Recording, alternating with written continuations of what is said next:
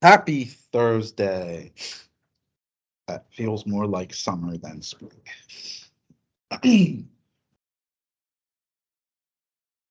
We're going to continue with fundamental theorem of line integrals. I think we have 2 problems left. Right. So on Tuesday, we saw how to test a vector field is conservative, right? Just take the curl. 0 means it's conservative. Anything but 0 means it is not conservative. Fundamental theorem of line integrals. If you're taking a path integral of a conservative vector field, then the line integral itself is what's known as path independent. And it doesn't matter what path you choose. All that matters is the starting point and the ending point. If the path happens to be closed, then it's 0. And we also saw how to find the potential of a vector field.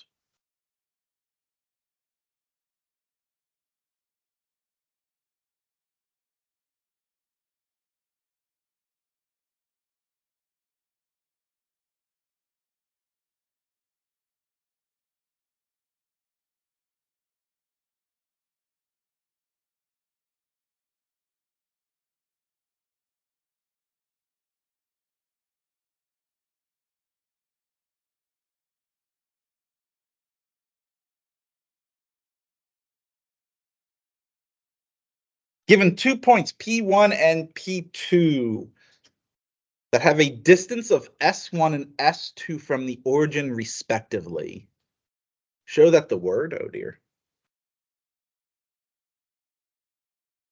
Show that the work done by the gravitational field, negative GMM R over R cubed, in moving a particle from P1 to P2 is GMM times the difference of 1 over S2 and 1 over S1.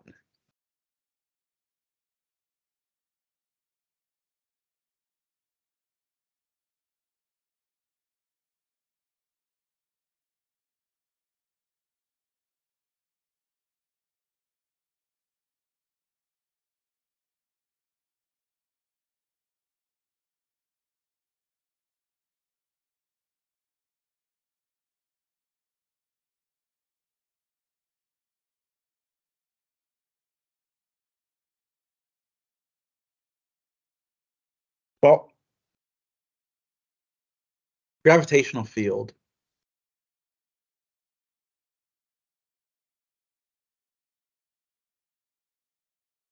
is conservative.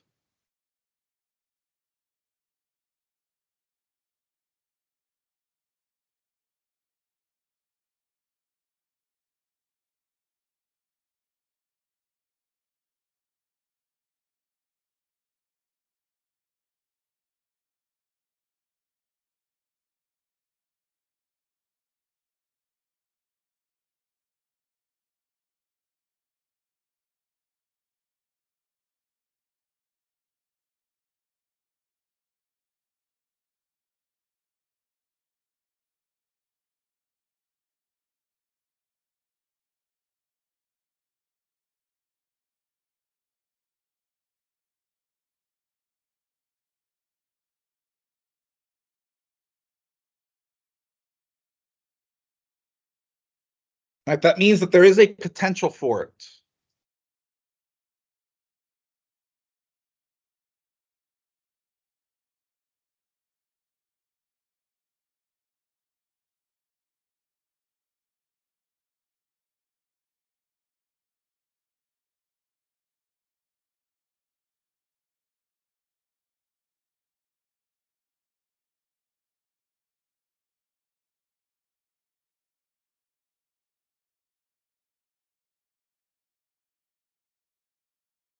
Writing out force, right? R is what's known as the radial, or the position, the position vector x, y, z.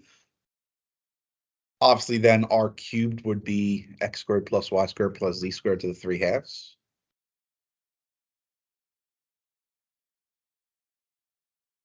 That equals del V.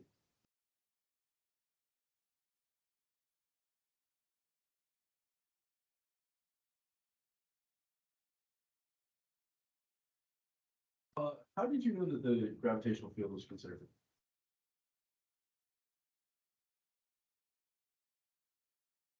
I think I proved it in the video. But it's also just a fundamental fact from physics. Okay. That gravity is conservative. It's a conservative force. Gravity is an inverse square field. And it was proven that inverse square fields are conservative.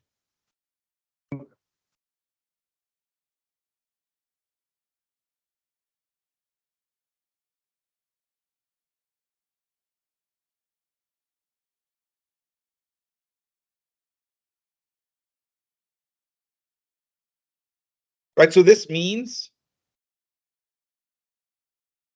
the x has to be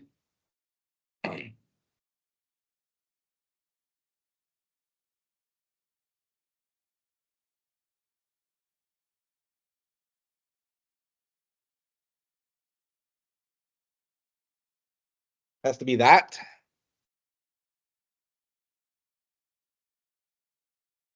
R cubed. R is just the position vector, x, y, z. And then its magnitude, obviously, square root of x squared plus y squared plus z squared. Right, so that's why R cubed is that to the 3/2.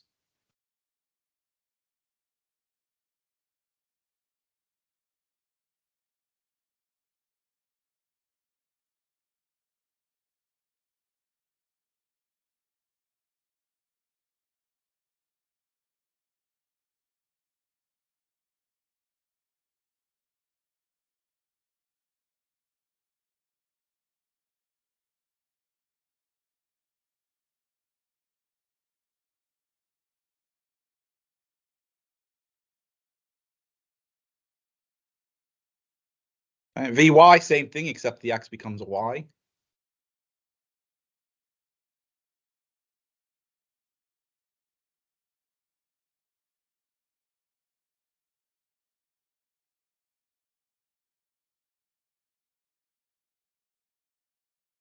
And Vz is the exact same thing, except it's a z in the numerator instead.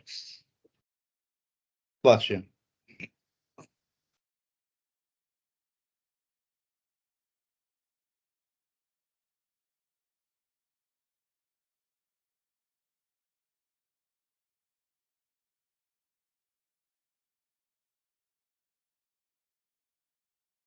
It should be fairly easy to see.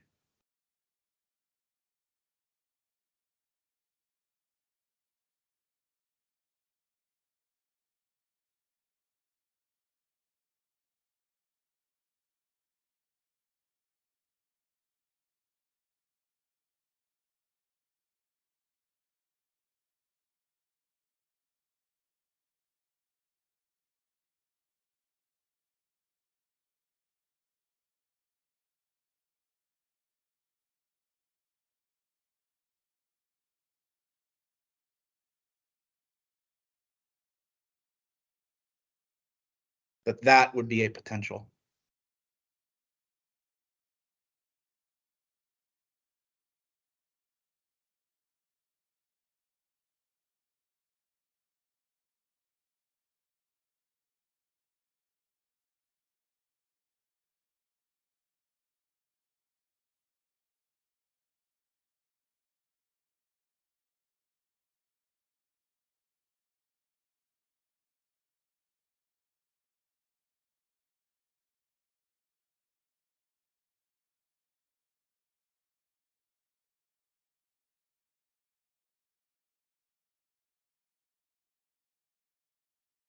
So how did you know that it just came out to as simple as an answer as that?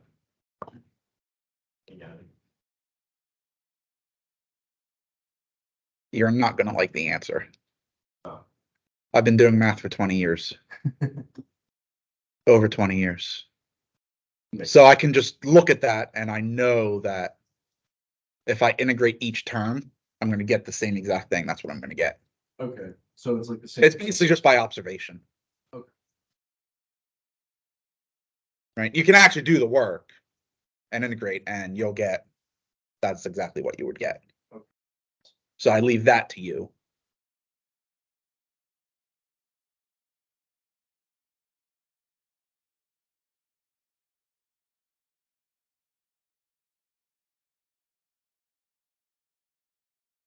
I also have the unfair advantage that I took physics for 4 years. So done this more than a few times.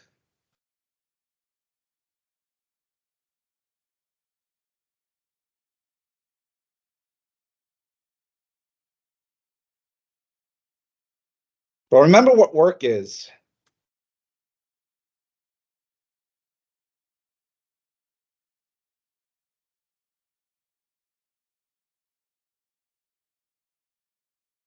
It's the integral of the vector field, of the force field along the path.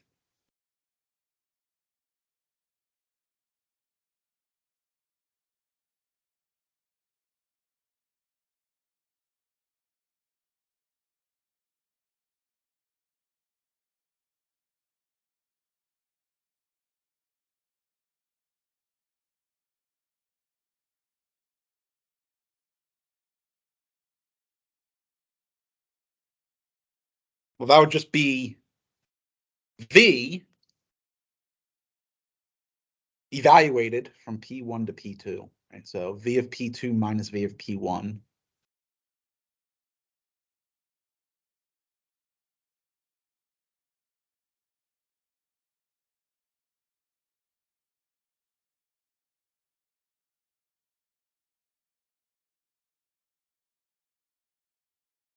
What is R for P1?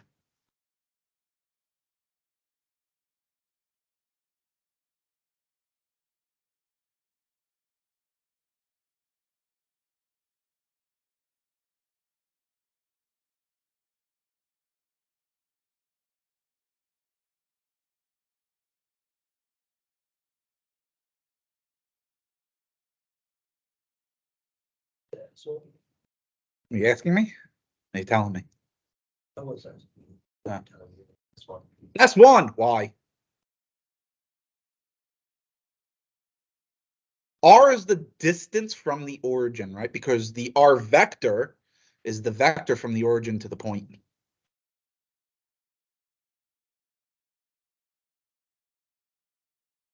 So then what would it be for P2? The S2, right?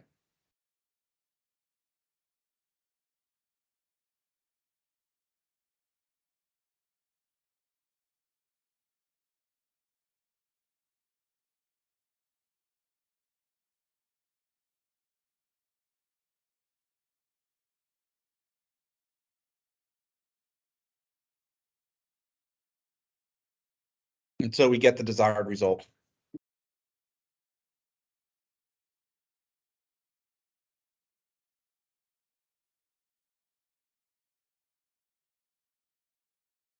Now remember that capital G is a universal constant.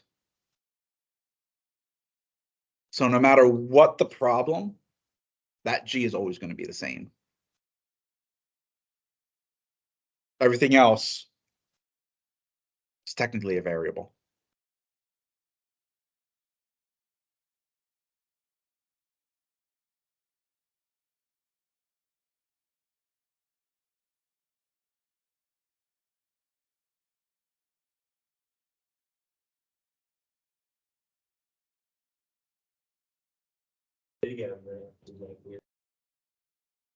So the two M's just represent the mass of the two objects. Because remember, every object with mass exerts a gravitational force on every other object with mass.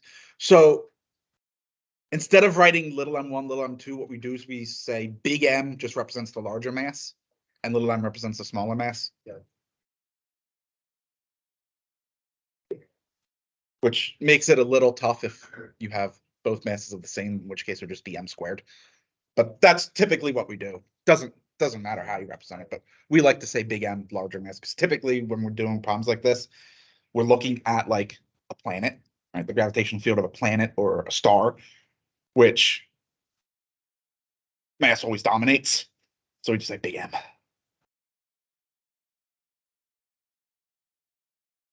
And it's actually really interesting if you really want to, you can actually approximate gravitational force for like instance Earth and you by just getting rid of your mass.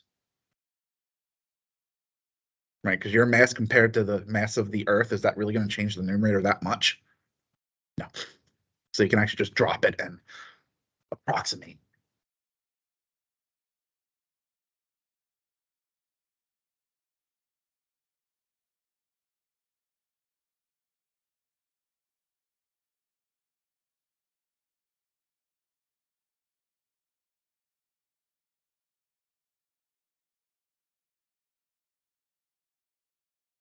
For what values B and C will this vector field be a gradient field?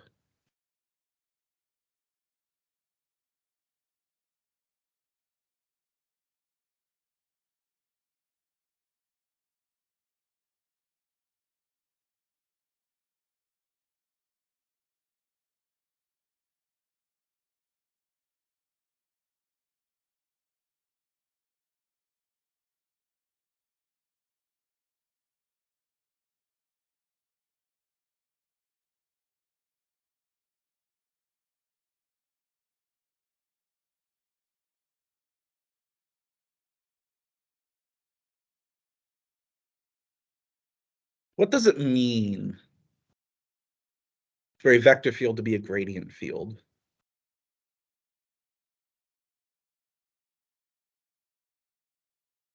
So if we assume that this is a gradient field, what does that mean?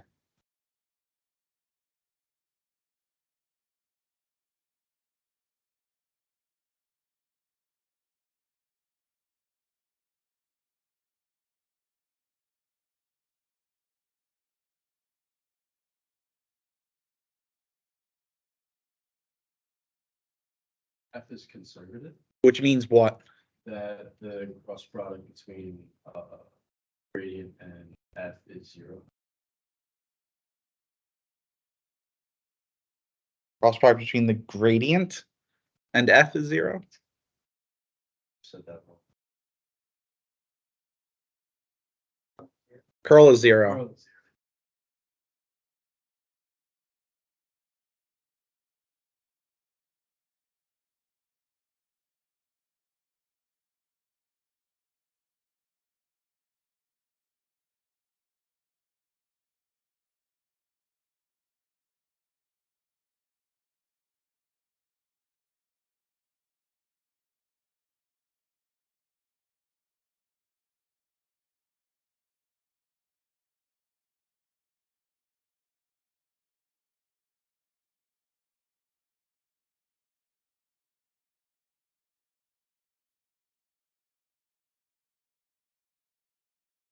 So we want this curl.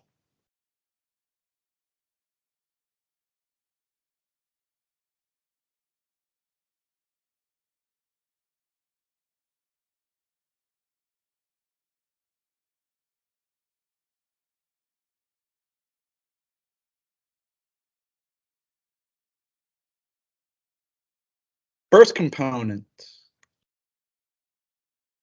Partial y of the z component.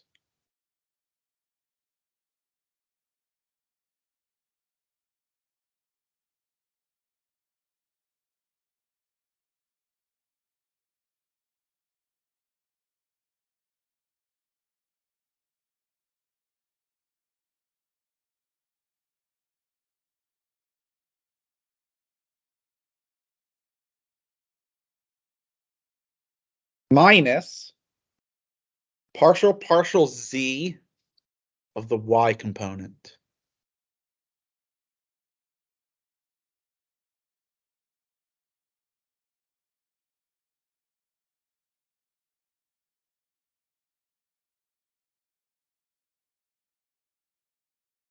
partial z of the x component minus partial x of the z component.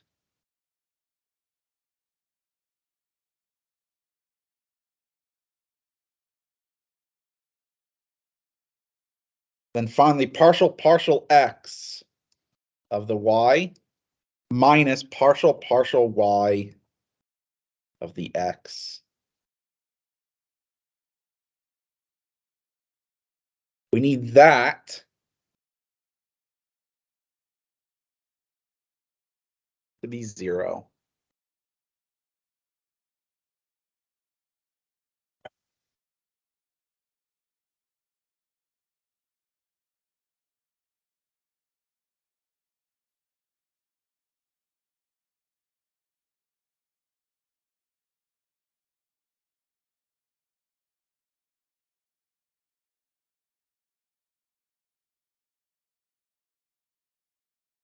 That gives us two relations. 2y minus cy is 0. by minus 2y is 0.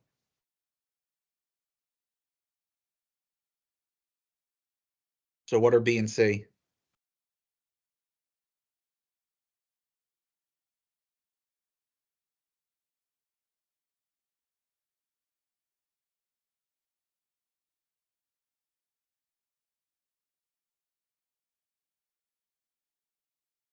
This you should be able to do just from observation.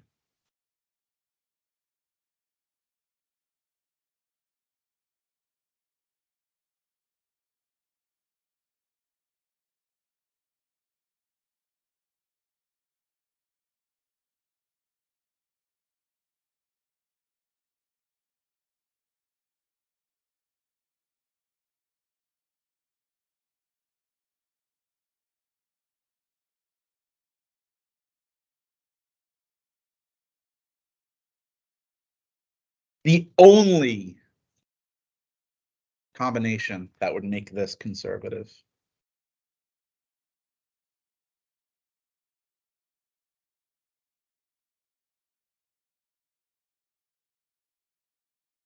I'm a little confused on when you got 2 minus c, 2cx minus 2cx and then dy. That's the curl, right?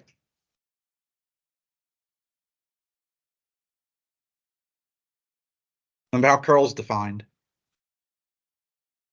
Also defined, it's the, oh, you know, okay. You just didn't write out the, but how you got it. Right. I got it.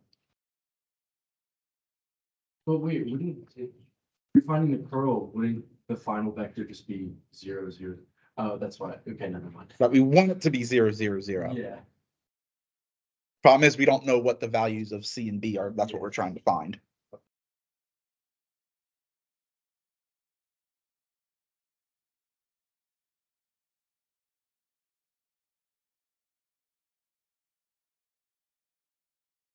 Any questions on the fundamental theorem of line integrals and conservative vector fields?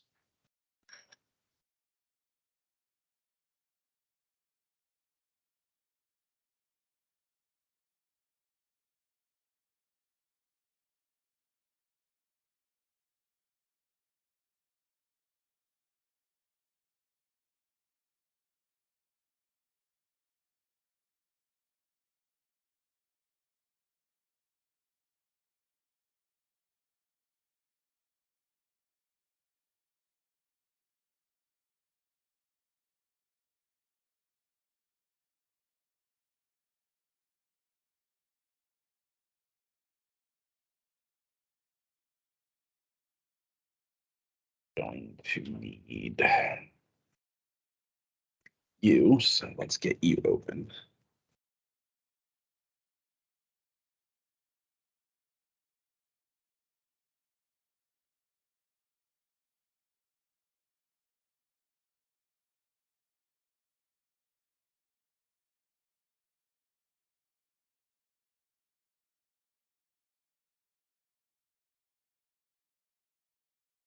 Surface integrals.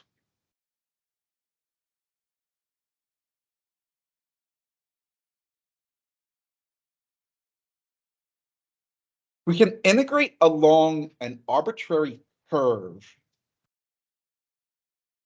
right? An arbitrary path. Then we can also integrate over an arbitrary surface. This is different than integrating over a solid. Right, that's what a triple integral is. Surface integrals, we're just interested in the surface, not what's inside.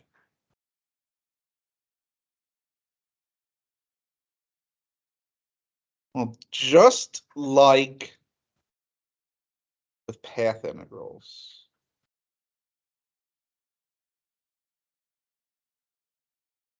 orientation matters. So now we have to discuss what we mean by the orientation of a surface. That's fun.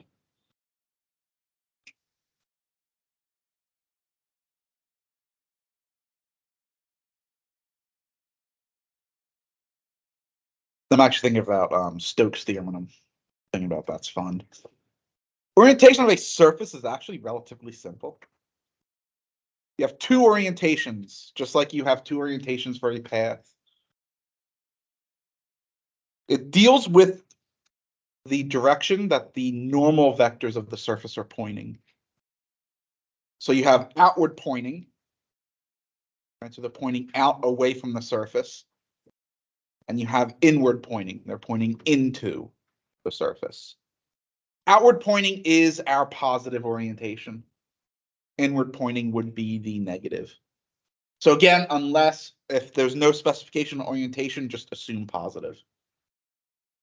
So assume outward pointing.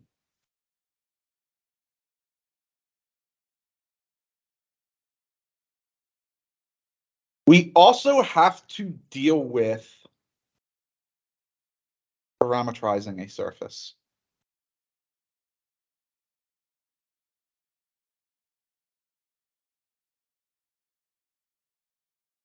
I want to make sure I get my wording right. Again, two types of surface integrals. We're going to first look at the surface integral of a scalar function.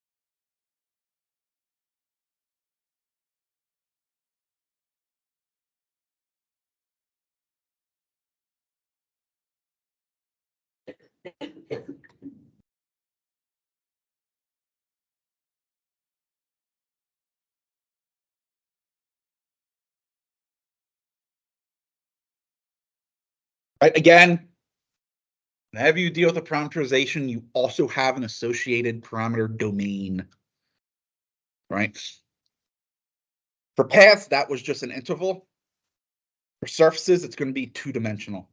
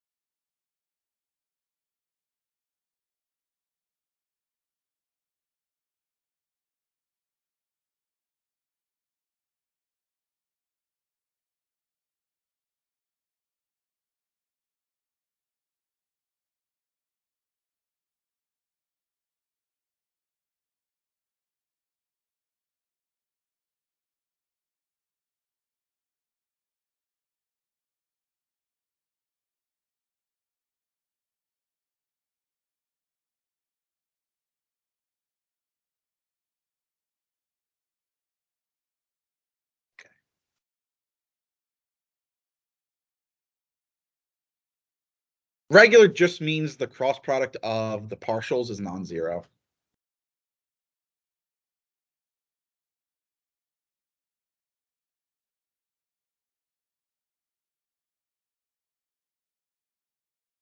And by the way, that's the normal vector. The normal vector is the cross product of the partials. So the normal vector would be non-zero. Notice it says except possibly at the boundary of D.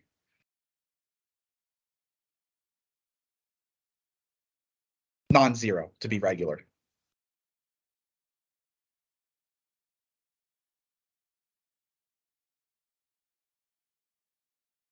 So we don't care about the boundary, right? It can be non-regular at the boundary. As long as everywhere else in the domain it's regular. Which, for all the surfaces we're going to be dealing with, you don't have to worry about that. These three conditions would be satisfied.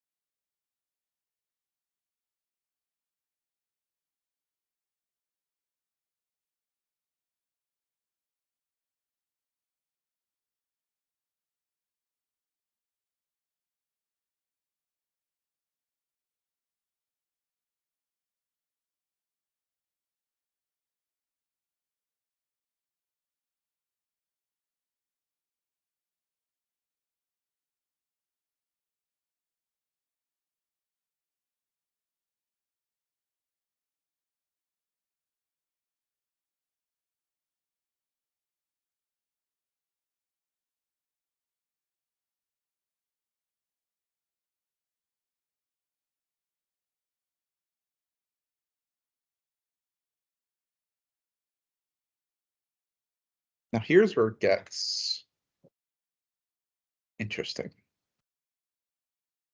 For scalar, it doesn't matter the order of the cross product.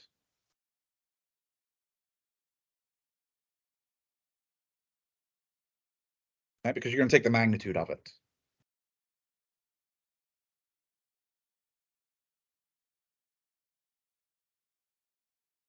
When we get to flux, the order does matter. Right, but we'll discuss that when we actually get to the flux integrals.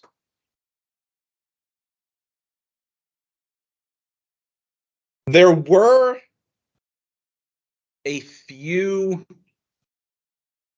common surfaces derived within the video. I think I derived sphere.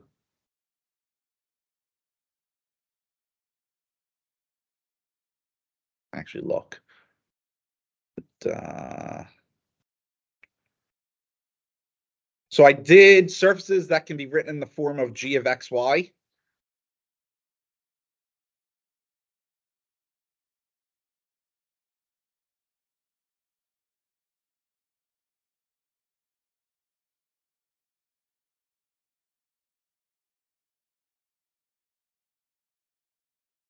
Oh, okay, that's it. Thought I did a sphere in here too. Could have sworn I did. Yeah, I did. There it is. I also did a sphere.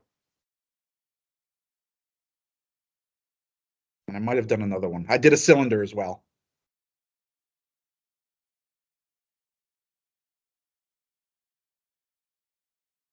Which means I'm not going to redo them. I'm just going to use the normal vectors that we got to see why they're the normal vectors, go through the video.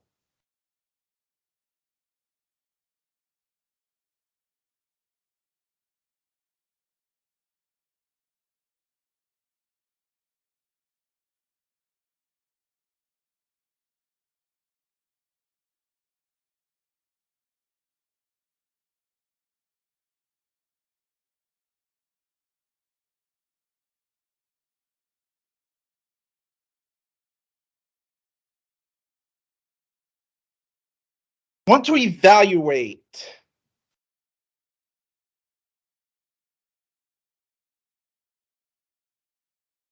the integral of z over the cylindrical surface y squared plus z squared equals 4 for z greater than or equal to 0 and 1 less than or equal to x less than or equal to 4.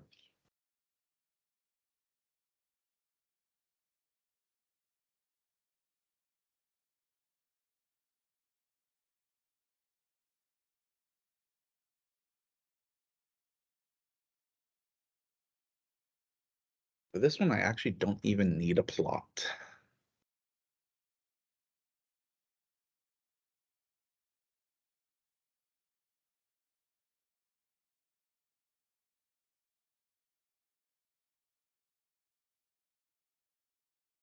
First thing we want to do is find a parameterization for our surface.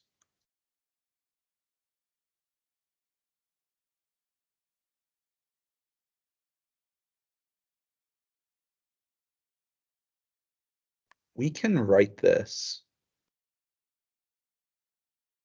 in the form g of xy.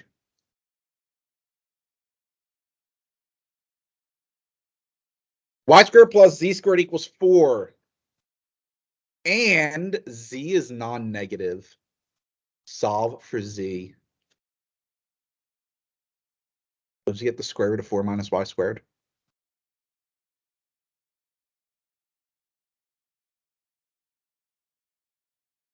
That is a function of x and y.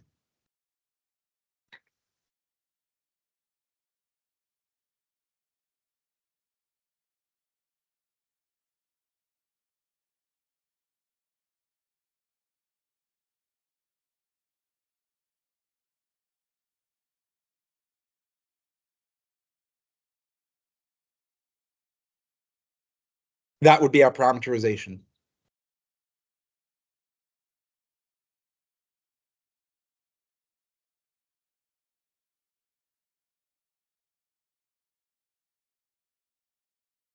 We still need a domain.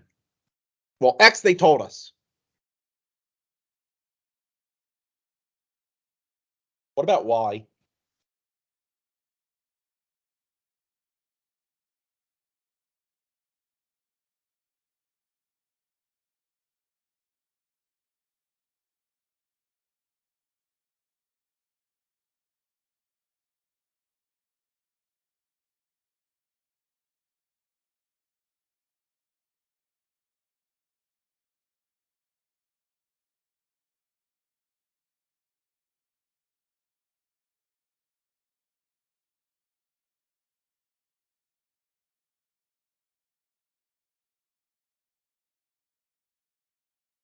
Y 0 to 2.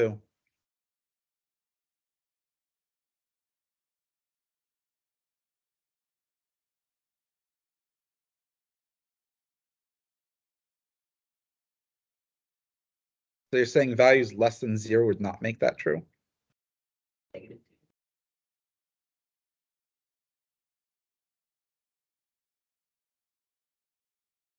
Y would go -2 to +2.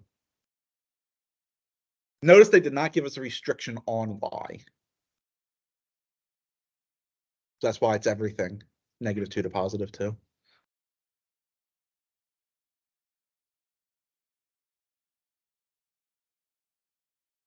By the way, if we didn't have z being non-negative, we'd have to use a different parameterization. Or we could just simply write the surface as the union of two non-overlapping surfaces. Right? One where the z would be positive, one where the z would be negative. That's fun.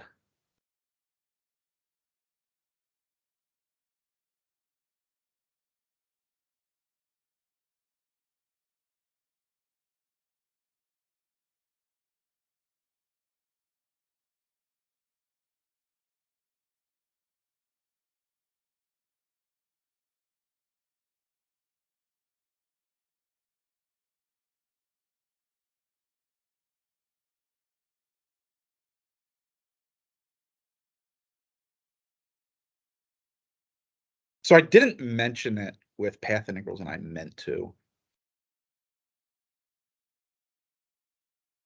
You can now find arc length using a path integral. Right, the length of the curve is just the path integral of dr over that curve.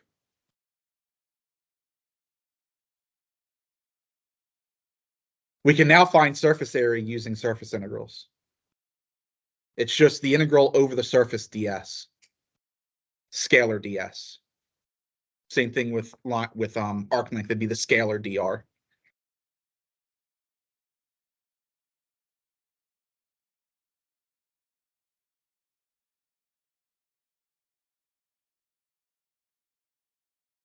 Right, so it'd be integral over the domain. We want to evaluate z, our integrand, over the parameterization. Well, it's the same as with path integrals. X becomes x, y becomes y, z becomes square root of 4 minus y squared.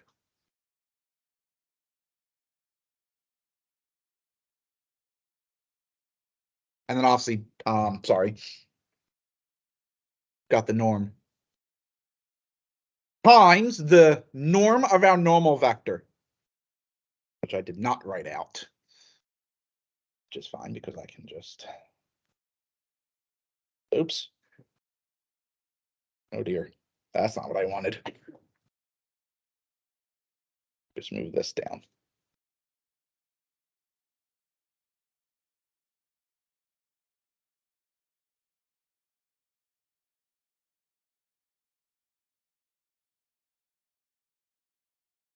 For parameterizations of this form,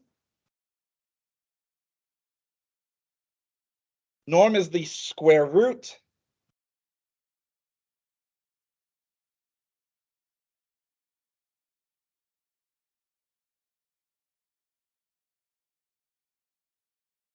of 1 plus the partial of our little g function, which is the z component, with respect to x squared plus the partial with respect to y squared. So for here, we're going to get the square root of 1 plus y squared over 4 minus y squared. Where did that one come from? It's derived in the video. Remember, we're taking the cross product. G with respect to x cross g with respect to y. When you do that, you'll wind up with the normal vector, take its magnitude. This is what you'll get.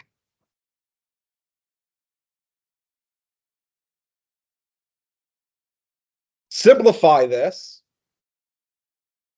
You should easily see it becomes 2 over the square root 4 minus y squared.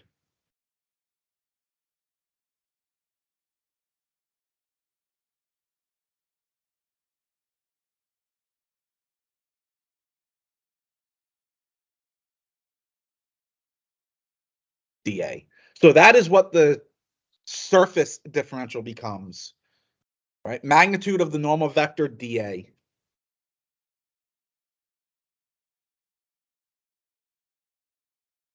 Well, now it's just a standard double integral.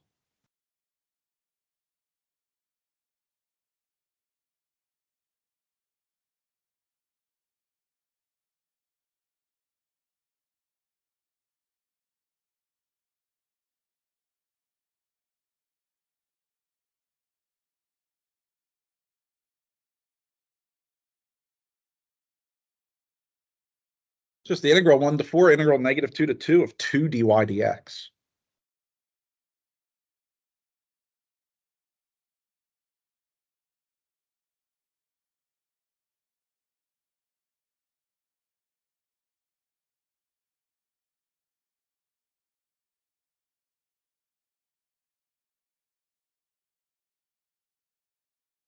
That's just 2 times the area of the domain.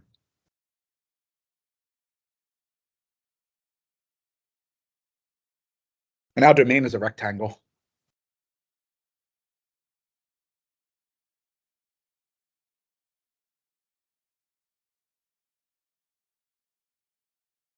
This integral becomes 24.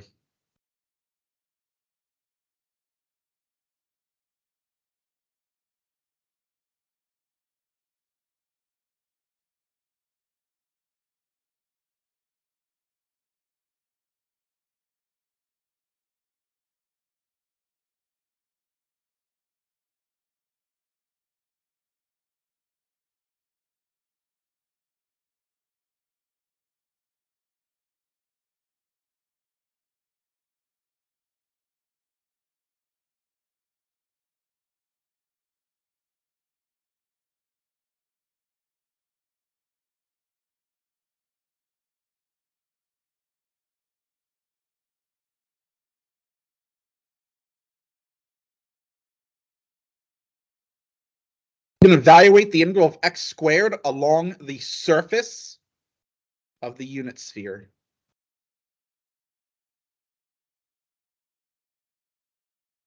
Specified as the surface of the unit sphere.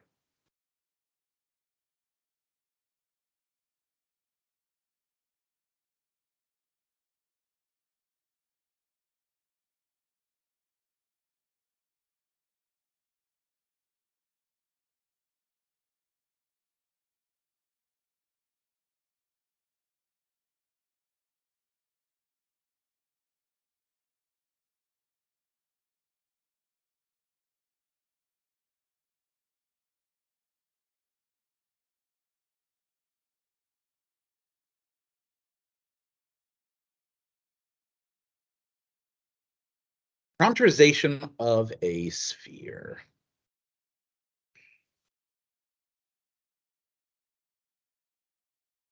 No, I should say parameterization of the surface of a sphere.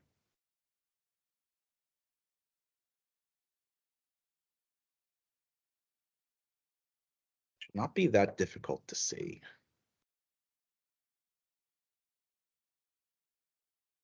What was the parameterization of a sphere of radius r?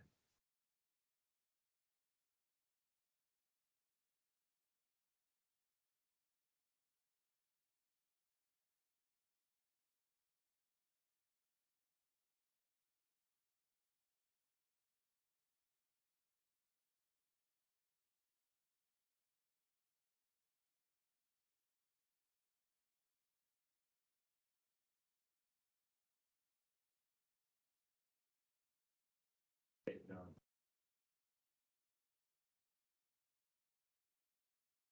Well, that'd be the you're starting with the domain of the Yeah. parameterization.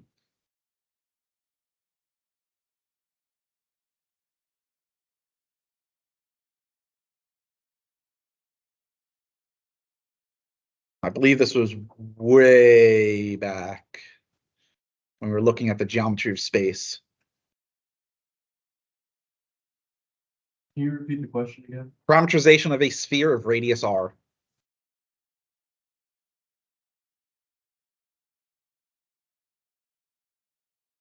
Assuming, of course, origin as the center.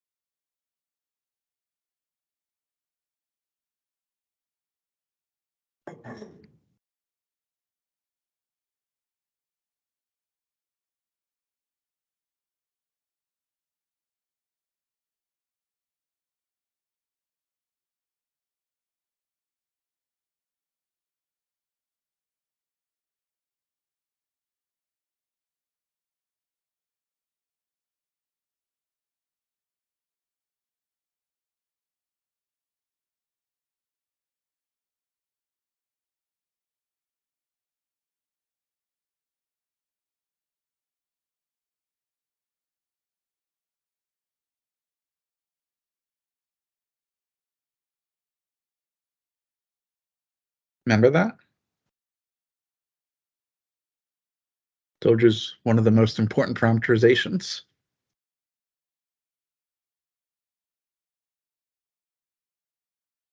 Remember, rho measures distance from the origin. Theta is the angle that the projection of the segment OP onto the XY plane makes with the positive x-axis. Phi is the angle of declination, the angle that the line segment OP makes with the positive z-axis.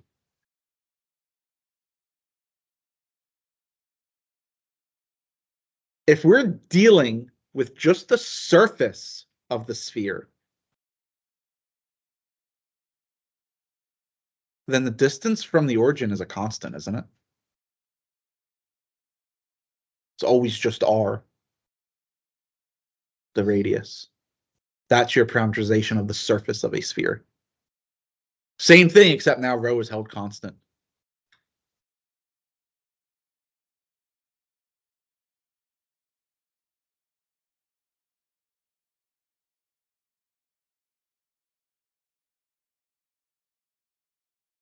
That means for the unit sphere,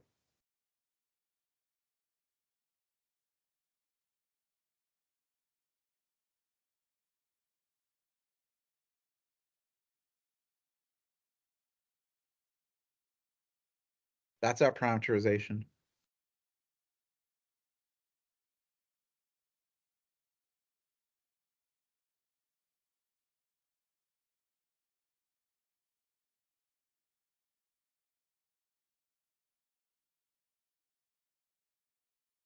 Dealing with the entire sphere,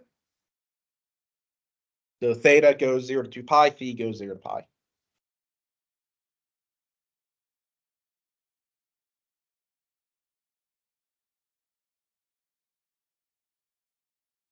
Again, it was derived that the magnitude of the normal vector is r squared sine of phi.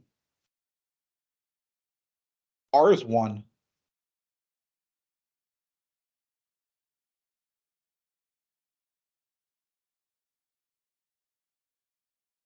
That makes our magnitude sine of phi.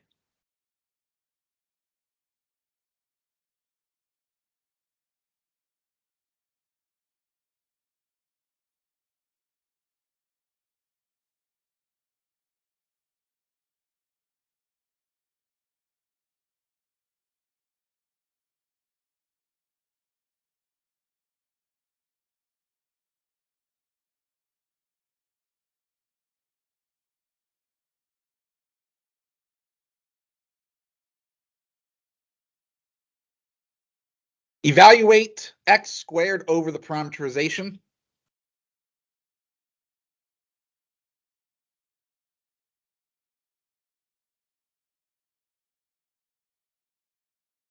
Then this times our magnitude. Oops, dA.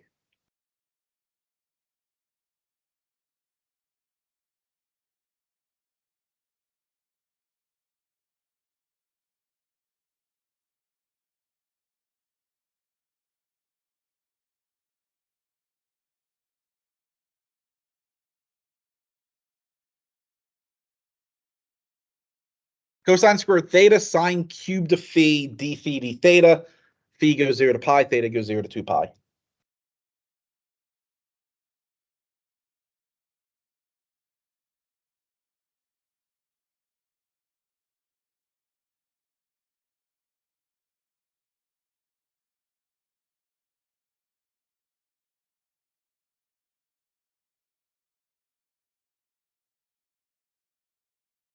Gonna have to integrate that sine cubed.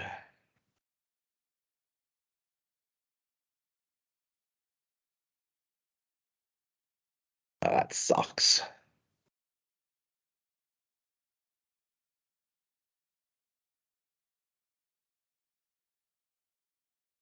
Formula 22 is going to give us that integral.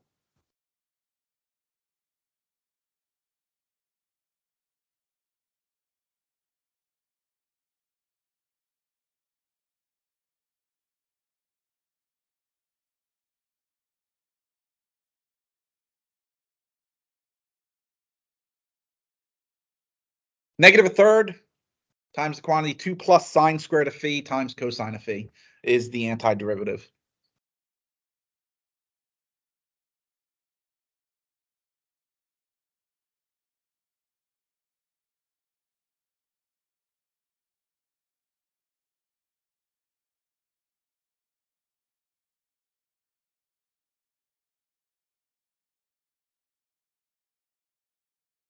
At pi, sine is 0, cosine is -1. So that's -2. At 0, we get +2, right? So it's -2 minus -2. It's -4.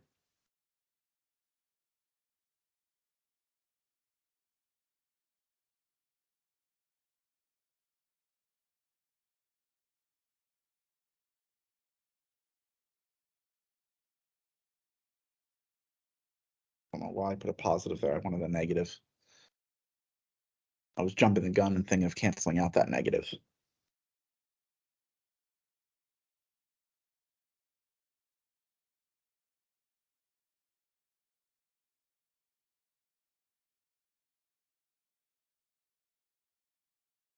Use the reduction identity on cosine squared, 1/2 of 1 plus cosine of 2 theta. Leaves us with a 2/3 on the outside.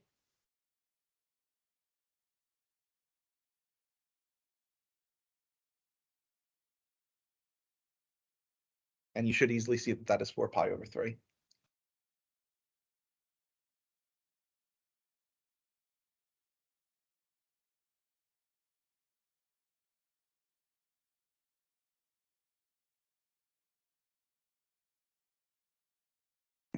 Period of cosine of 2 theta is pi. We're integrating over 2 full periods, so it's 0. So our really integrating is 1.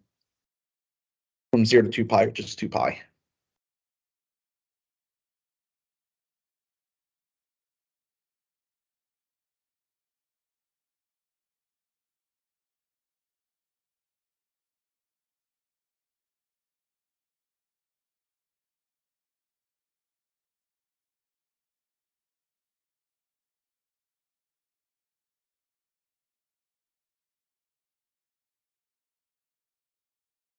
I am not at all confident in finishing surface integrals on Friday.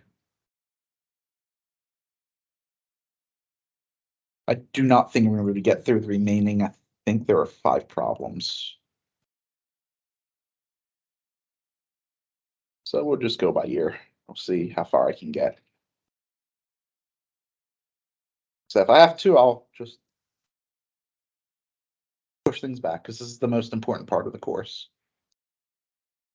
Surface integrals and then the 3 theorems, and I have time at the end of the semester to do it, so I'm in no rush.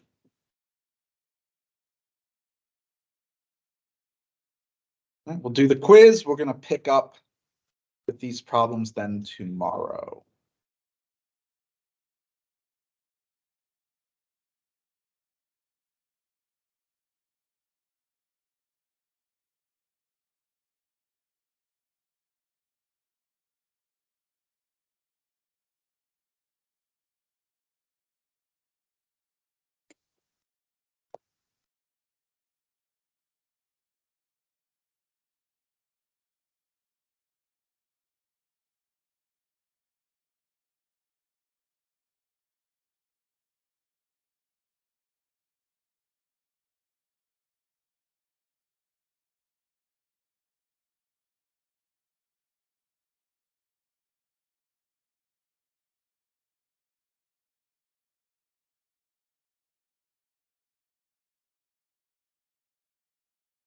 Here's a hint. This problem should only take you a few minutes.